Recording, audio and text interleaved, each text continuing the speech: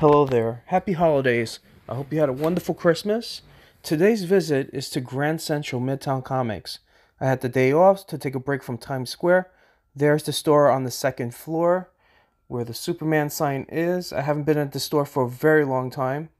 You enter through the elevator on the opposite side of stairs, and believe it or not, the stairs are much more longer than the ones in Midtown. So through the elevator we go. Now this week, I had a very small pull list, and I left the store with more than my pull list. There were some really good issues. There were issues that I intended to buy on the pull list that I did not pick up. The disappointment on the pull list was the Doctor Strange I believe, finals. I extremely believe that there was going to be a fight between Gaslamp and the team of Strange Academy, and that didn't happen. So Murder Wall was a surprise to me. I picked that up. I didn't expect to pick up Web of Spider-Man, the Amazing Spider-Man here, but I ended up picking it up because there were some elements I liked to it. Plus, it seemed like there might have been a first appearance in there. Avengers was great. And here's the recent issue of Plush, which was a pretty good issue, which had a reveal of the characters who were the cannibals. Definitely something to pick up. This action series comic book took me forever, but I chose one comic book. This is a spoiler alert. Plot lines will be discussed, and first appearances and deaths will be brought up on this episode. Thank you. Here's my order of purchasing priorities. I have 3 of them when buying new comic books every Wednesday. The first priority is key issues. The first appearance, the death, or a conflict between 2 popular characters would be considered a key issue. Second priority is a story. And the third priority is keeping within a $35 per week budget.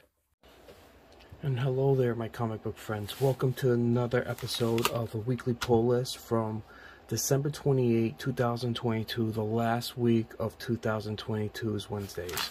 So, I was at Midtown Comics, Grand Central, and I'm going to be honest with you, I had expected to pay less amounts of money for not past my budget of $30 or $35, but I went beyond that.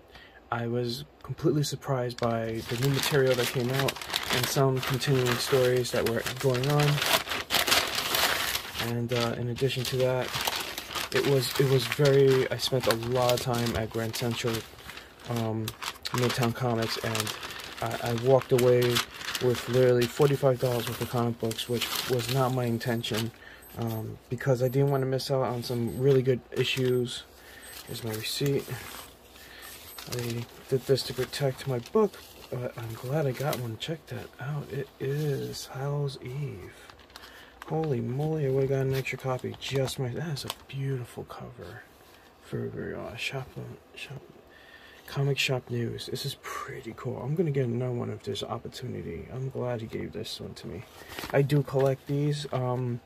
If the cover is good, I don't collect every single one, but if the front page is good, I mean, it's literally a poster. Look at this thing.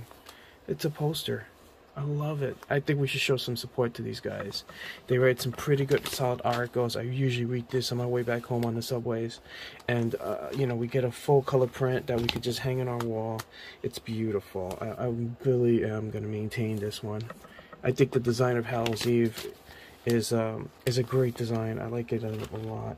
I definitely have to go back and get some more. I think they're going to run out anyway by the time I get back on 2023. So, let us go through the list. Action Comics 1050. Now, I'm going to tell you, there was a ton load of variant copies. It took me so long to figure out what copies I wanted, and I had to hit my heart and say the one where he's fighting Zod over the planet, and the artwork was amazing. I don't even know if this is like computer rendered. It has to be. I mean, it's beautiful. I don't know how it's done, but it was done superbly. I mean, I'm gonna read the synopsis. The Dark Crisis is over, and a new dawn shines on a DCU in the wake of a cataclysmic battle with Mongol. Henry Beatrix and Pariah's Dark Army, Kal-El is back on Earth and here to stay, and the people of our planet are ready to look up. Do a little zoom here for you guys. And our people are finally ready to look up and away and brighter tomorrow. Well, most of the people. Clark Kent's reunion and Lewis and his son, John Kent, proves fleeting one strikes the ultimate attack from Superman's greatest adversary, Lex Luthor. But sometimes something is different. Luthor has stolen something from Clark's life, something so important that it will change the very planet itself. If you think you've seen the biggest battles between Superman and Lex Luthor, think again. This clash will rock the course of their lives forever, and it's only the beginning. 2 years worth of Superman stories come to a head. This oversized anniversary issue with all-star talent that launches Superman and the DCU into an exciting new era. Now, this comic book, look at this suit, is amazing. I mean, the artwork is simple. The story is great. There's a huge battle between him and Lex. It was so awesome. I enjoyed it. And as you can see how it's going, it's the pages are still going. They're still fighting each other. It's not like a one-off 1 or 2 page fight here. And Superman won with really good skills here. Of course, beating Lex so many times. I mean, look at this art. I mean, this is beautiful. And then here's an updated version of a new story happening between Superman and Batman. And the story is starting to continue. Some more things are about to happen in this universe, and I'm gonna tell you this. This is worth the issue. This is worth the collection. There is Metallo, who's been in Superman issue 1 back in the 80s.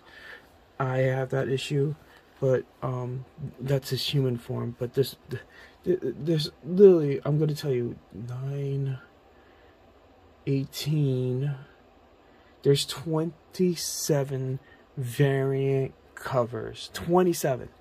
There's even a Jim Lee one. I can't even comprehend. There are Virgins, black and whites, you name it, and it's endless. Don't be surprised if you could get this for $1.63 on a 70% off sale. There's just so many copies. I just, look, the story is great.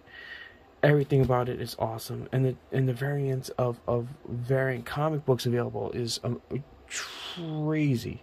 So I'm gonna say that this comic book is definitely worth it for $7. And honestly, this is my pick for the variant cover, which is the Razor card stock variant. It's the typical variant. It's a cover. I can't tell. The variant issue is the first printing. Sorry. I don't know if you guys can see that. Yeah, you can't see it. First printing and a 0. I've never seen anything like that. It's usually a 2, 3, 4, or 5. It's 0. Tell me what the heck is going on with this. Is this special? I don't know. Maybe it is. I don't know. But a variant should be on the digital of the bar here. 1, 2. First printing. 2 for cover A, cover B, 3 for cover C, and so forth. If you guys are not aware of that, let's move on. Something to look forward to, and it is, I'm jumping to Kang the Conqueror here in Timeless. Now, this was a great issue. I mean, here's the synopsis: a shocking look at the Marvel Universe to come in 2023. The battle of the Kang the Conqueror, the tyrant of the timeline, the master of the endless legions, warrior and conqueror. Without compare, Kang is in search of one thing he cannot have. But he is not the only one after a missing moment, and Kang soon finds himself in a new position on the run across the events of the Marvel Universe's future. Now, this comic book was amazing. Here's a homage to Stan, his 100th birthday. Stan has a lot of love, and honestly, his wife is the savior of Marvel Comics because of the comic book authority at the time with politicians. She had supported him and pushed him to do the very thing that he loved so much, and then he created the Fantastic Four, thinking about this in their Park Avenue apartment, and Stan literally almost gave up. I mean, it was the start of Howard the Duck, and he was not pleased with where comic books were going. It's not his love, and here is that turn. So I think his wife Joan Um, I can't say if her last name was Lee. I'm not sure, but she was in X-Men Apocalypse, and she was there with him if you want to know who she looks like. But there's also a Stan Lee special where he actually talks about this moment that he had with his wife, and then she had basically was interviewed as well. So back to this comic book. This comic book was amazing, okay? And I'm gonna tell you, I know everyone's gonna go for the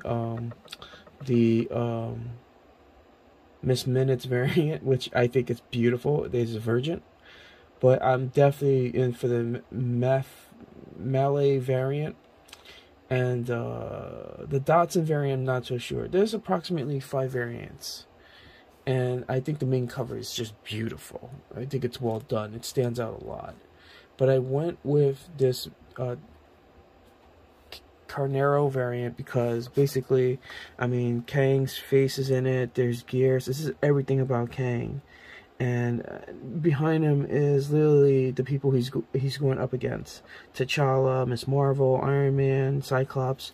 This is a beautiful piece. I think this is a magnificent piece. So that being said, let me tell you, this story is it's great. I enjoyed it.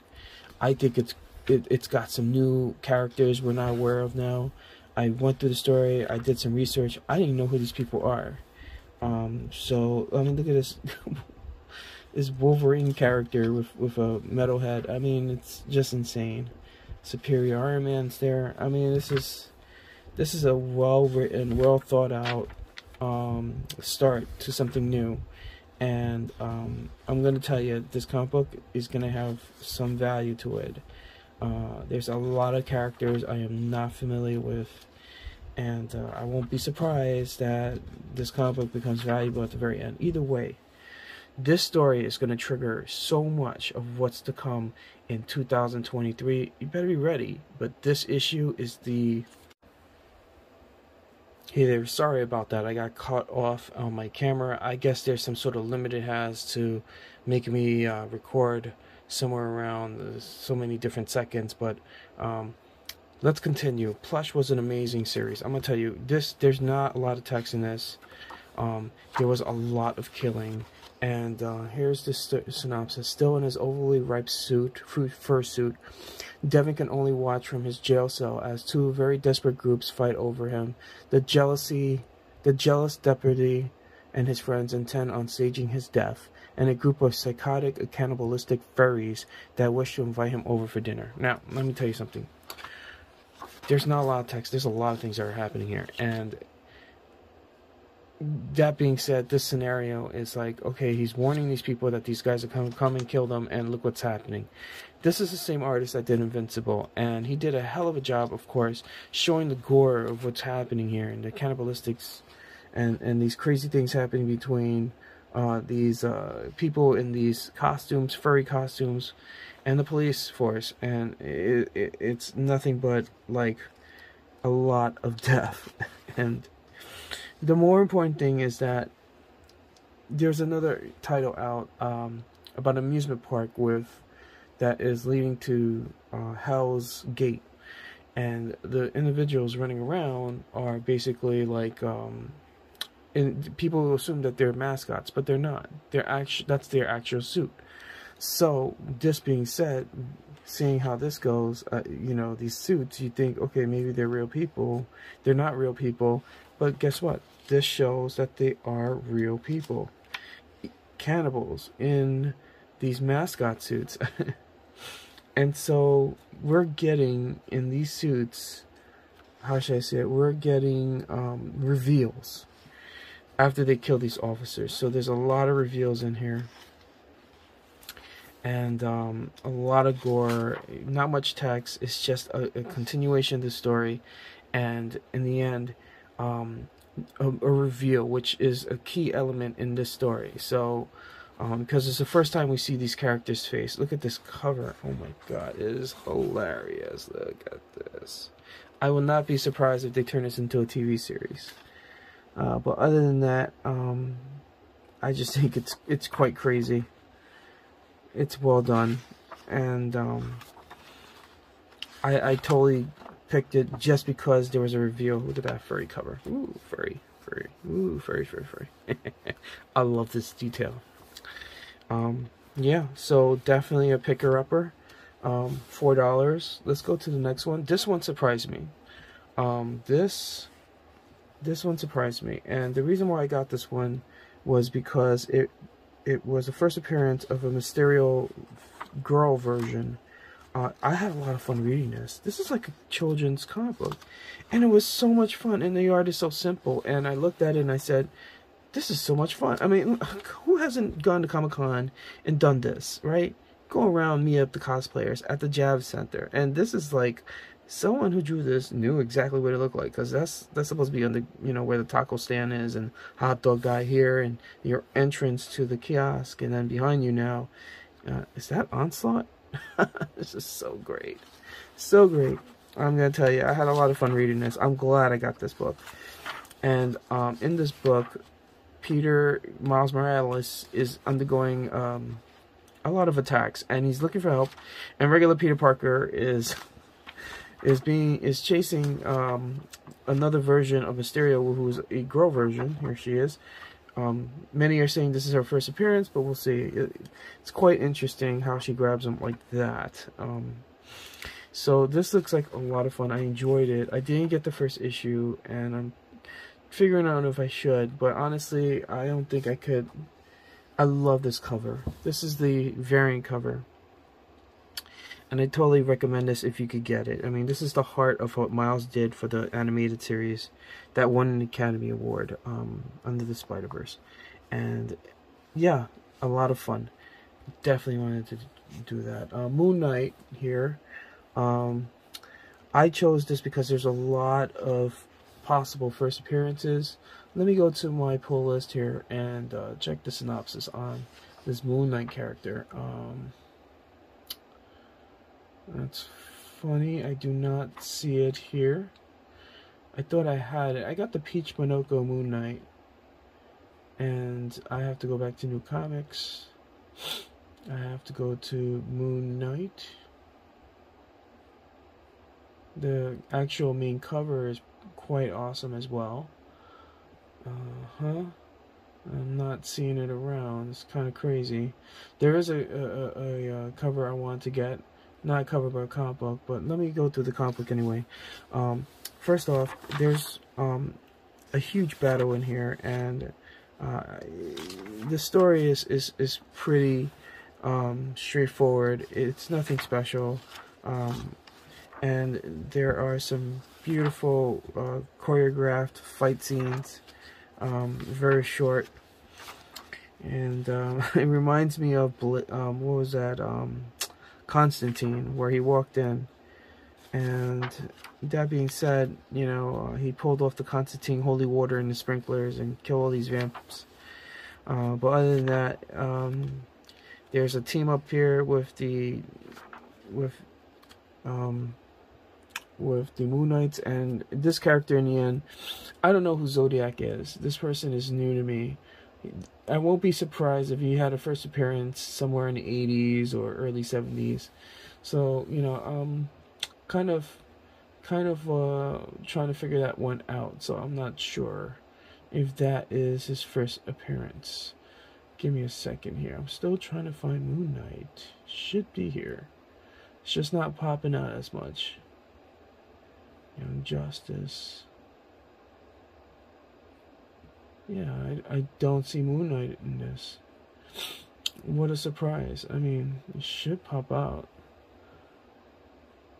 Yeah. Anyway, this is definitely worth getting at one point. So, moving on. Okay, Murder World Spider-Man. I got this for this cover, this character. Now, this is issue number 1, and I'm gonna tell you, this is. Hey there, comic book friends. Got cut off for the second time again. I'm really sorry. I don't know what's going on. I think I'm just gonna buy another camera. an actual camera rather than use my own phone, but it's so convenient. Doing these videos, doing these analysis takes a lot of time, and to have it in segments really sucks. So that being said, I'm going to continue with the clip. Murder World, I'm going to try to streamline this shorter than I usually should. Basically, I got this because of this character, and it's the adventures of this character. And let me go into my pull list and bring out the synopsis. Okay. Here it is. Murder World stream will not be stopped, and its dwindling contestants will grow more desperate. Wall-crawling web of death surrounding them begins to tighten. Twip twip, Murder World is a chaotic contest filled with treachery and tragedy from the minds of Ray Fox and Jem Zub, illustrated by Faramid Karami. Arcade and his games have been punchlines in the past, but is no laughing matter. Each issue ups the ante and will keep readers guessing right up until the end. Do not miss it. Now, I grabbed this issue because of this character. I don't know who she is, but she is amazing. She's not even listed on the comic book League of Geeks, and I enjoyed reading about this person's adventure. And this is a variant copy, by the way, of her getting into the UCF cage. She's like a female version of Luke Cage, but she doesn't seem as strong as he is. But I enjoyed her adventure into this thing where she survives. She's a survivor in this test of games that is happening. Great comic book, good story follow-up, possible new character. I like her. I don't even know who she is, but she's awesome. Okay, going on to the Spider-Man. Issue number 16, variant cover. I wasn't going to get this, but straight to the point, this is a big fight between Chasm and Spider-Man, and I enjoyed the fight. The fight was quite long, all the way throughout the whole issue. I didn't buy it because of that. I bought it because of some characters that are new to me and I'm not familiar with. So here's the issue as we're going along. It's just a huge fight between the two, and I know that this will continue in Dark Web. There's Venom, but more importantly, it's this very last page. So let me read the synopsis for you while I have the chance. Spider-Man vs. Chasm. After the battle with Venom last issue, it's time for the main event. And that's right, Peter Parker versus Ben Reilly. No holds barred in the craziest battle you've ever seen. Chasm secures his place in Spidey's rogue gallery as the one who finally vanquishes Peter Parker, ? So, after this whole thing happens where he's vanquished by Chasm, he's in his suit, and turn the corner, we got some characters here who I'm not familiar with. This guy might play a huge role, hopefully. This is just back. No one's listed them on the index as a character that already exists on League of Comic Geeks, so I'm just saying this is going to be a key moment. And he's already been taken into like some sort of hell dimension. So if you guys are familiar with this, I would like to know. That's this character here. That guy. It's pretty cool. Okay, moving along. I wasn't expecting to get this, and I did. All Out Avengers. The action doesn't stop from page 1. Trapped in an alien world surrounded by bloodthirsty hunters, Black Widow, Captain America, Spider-Woman, and Hawkeye have only hours before their last chance to get home. Forever, as the new enemy watches from the shadows, it becomes clear that they're stranded for a reason, and they have to figure out, just as they have to figure out what is it before they are killed. And I got this because I'm not familiar with some of the characters here, and especially this character. Captain Marvel was like, who the heck is this woman? So I don't know who this woman is. It's kind of funny, but I might have to read this again to get it again and again and see if I can connect it, because I'm not familiar. I do have All Out Avengers in some cases, but not all of them. And there's Black Widow, Spider-Woman, and Captain Marvel, but who is this woman? If anyone knows, I really would appreciate it. But other than that, it's a solid issue. Great fighting between the ladies. Possible first appearance. Great. They have one variant cover, and I enjoyed the issue. The artwork is beautiful. What the heck is this? I have no idea. It's like a who is that? I don't know. I don't know. I mean, I bought it for another reason. Is because of that. There's another possible first appearance. This is cover B, and I love this logo, by the way. I think it's done very well. Okay, finally, the last issue that I got out of my pick. Hey there, cut off again. Third cut off on this episode. This is bad luck. The synopsis is Jamie Reeves arrives in the beautiful Panamera City for a gap year with his tias working at their restaurant. But Jamie's mother got another thing on his mind. Jamie's got another thing on his mind, not his mom. Like, who was the mysterious yellow beetle and how are they connected to Reach message that bombarded his scarab? Can Blue Beetle track down his new scarab? Or will this be a superheroine bringing the full might of the Justice League down to Jamie? Sometimes I question the verbiage of League of Comic Geeks. But other than that, I'm going to tell you, this was a good issue. It was solid. We have a first appearance of this Yellow Beetle, who looks like an evil Power Ranger, or a Power Ranger villain. Honestly, this was a great issue. It was solid. It's worth getting. It's worth getting this variant copy. Let me go through the book. The book was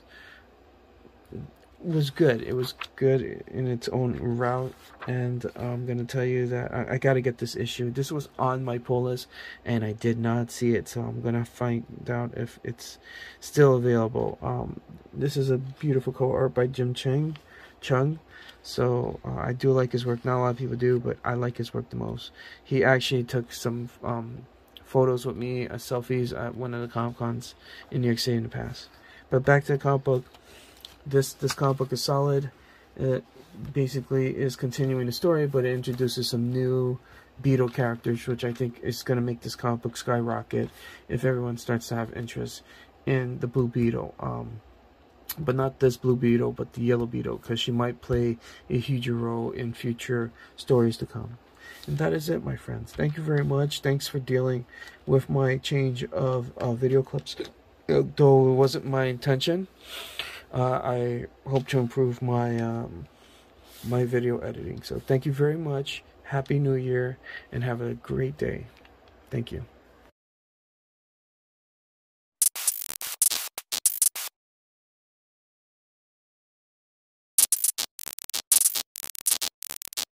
Harley Quinn, issue number 25. I felt that this comic book wasn't worth picking up. It continued the story from the previous issue. Literally no new appearances, nothing special. It's just a one of those dollar bin comic books, I felt. So basically the story was okay. It wasn't solid. To me, it was just a standalone comic book itself, just literally not much to go by. John Stewart, The Emerald Knight, issue 1. I went through this issue. It was a lot of action. It was a pretty good story, but I felt that this issue had nothing of a value to it. It's just a new story arc, and the way it was running, I thought it was pretty good, but I felt that this would not fit in my budget. It was a nice story to have, but no key elements in it. The actual appearance of when John Stewart became the Green Knight was in another previous issue, so I decided not to pick this issue up. Doctor Strange, Fall of Sunrise. I did not pick this up. Nothing special, just another middle issue here, and definitely not something I would have in my collection. I do appreciate the psychedelic artwork as it was in the same on the first issue, but other than that, there was nothing special about this issue. No first appearance, no special event that would create a new story arc, and so forth. Therefore, this was not a pick. Tales of Earth-6, a celebration for Stan Lee.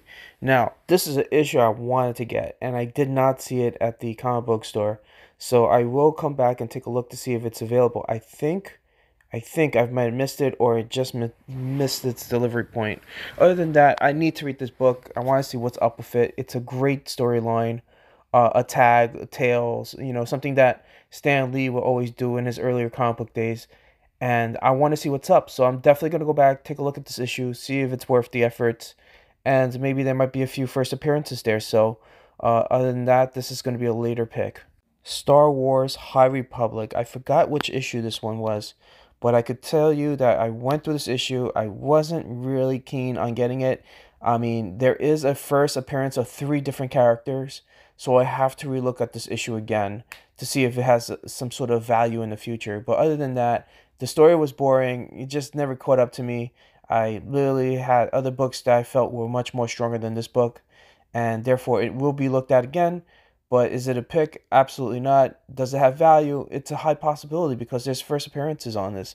So I will relook at it again and just recheck it to just make a decision on when either I'm going to buy it early or get it at half price. Who knows? It wasn't picked up a lot, but the Blade issue that came out with it was picked up more. So other than that, I didn't enjoy the story. It was boring. So that's it. Timeless, issue number 1. This is a different variant cover. I don't know if this is a regular variant cover. No, it is a variant cover. Now, everyone's seen Loki from Disney Plus, and everyone knows who's seen Loki knows Miss Minutes. This is a very, very special cover, and I did not pick it up because the cover of Kang and everyone in the background, including the Gearworks, was to me the actual realm of where Marvel Cinematic Universe is going. But in general, to me, it is a huge conceptual piece that I decided that this was stronger over Miss Minutes. Now, Miss Minutes, when I went to a comic book store, there was a lot of copies, and there's very few copies of the ones I wanted. It. So I went safe and got the copy that I felt was strongest, and maybe I might get this one, but most likely I will not. It is a $7 issue. I could probably get it for like $3 later down the line, or even $2 if they want to get rid of it. But other than that, it was a fun cover to look at because everyone knows we're waiting for season 2 of Loki. So this issue was not picked up but is loved, and therefore I could not pick it up as part of my budget.